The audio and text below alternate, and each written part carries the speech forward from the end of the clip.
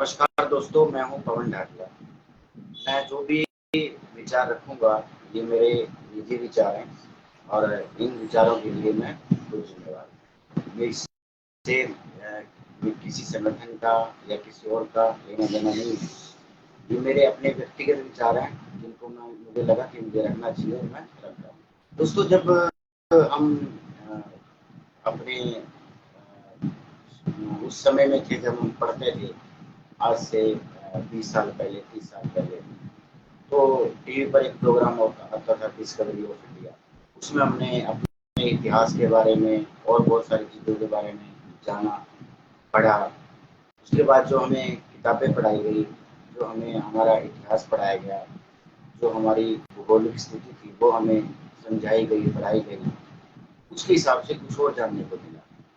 लेकिन आज के जो हालात हैं, जो आज हम देख रहे हैं अपने आस-पास के हालात को, उस हालात के मद्देनज़र कुछ और ही देखने को मिलता है। मुझे लगता है कि कुछ समय बाद जिनको हम मर्यादा पुरुषोत्तम राम कहते हैं, श्री रामचंद्र जी कहते हैं, उनको भी जातियों में बाँट दिया जाएगा। श्री कृष्ण भगवान जिनको यदुवंशी कहा जाता है, उनको भी जातियों में किया जाएगा। और जहाँ तक रावण की बात है, वो भी एक पंडित थे, उनको भी जातियों में बाँट दिया जाएगा।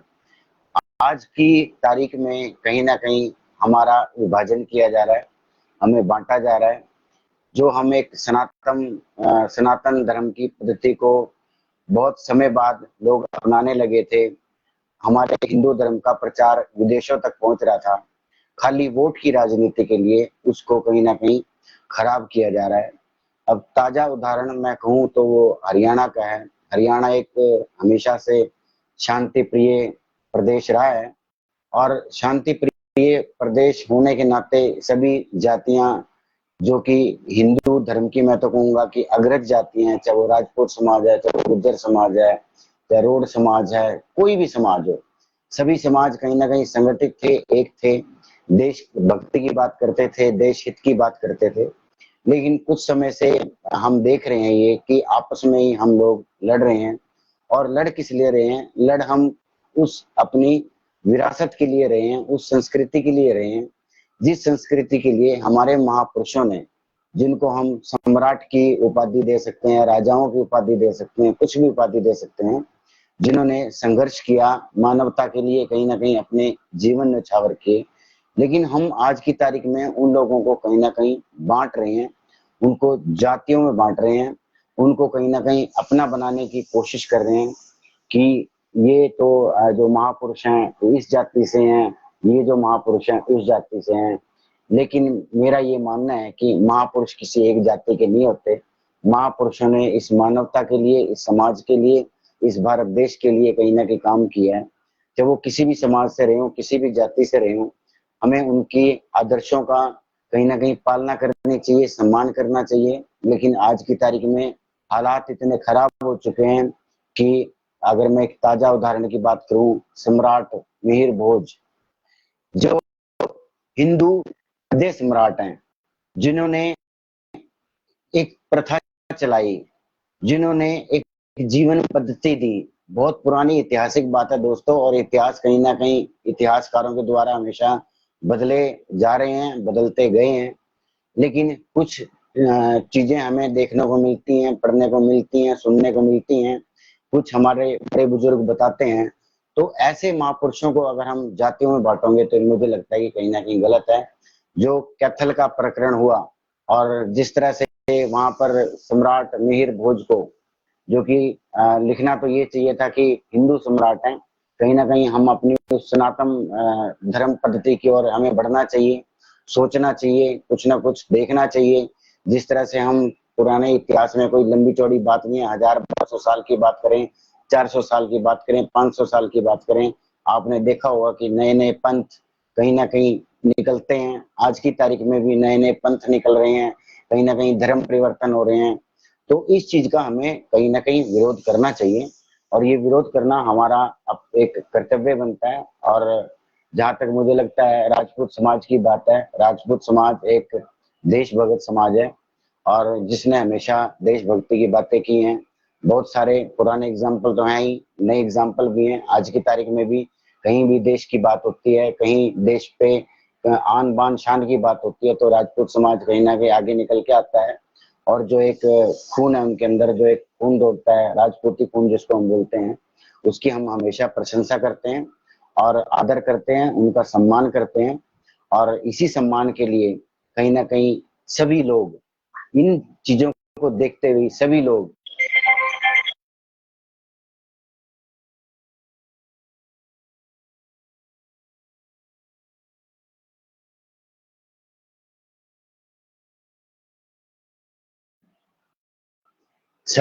कहीं ना कहीं एक हैं।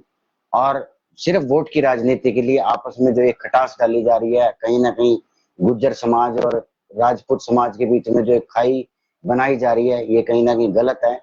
और हम मानते हैं कि महापुरुषों की कोई जाति नहीं होती, उनका कोई संप्रदाय नहीं होता, उनका कोई धर्म नहीं होता, उनके सिर्फ एक ही धर्म होता है, मानवता।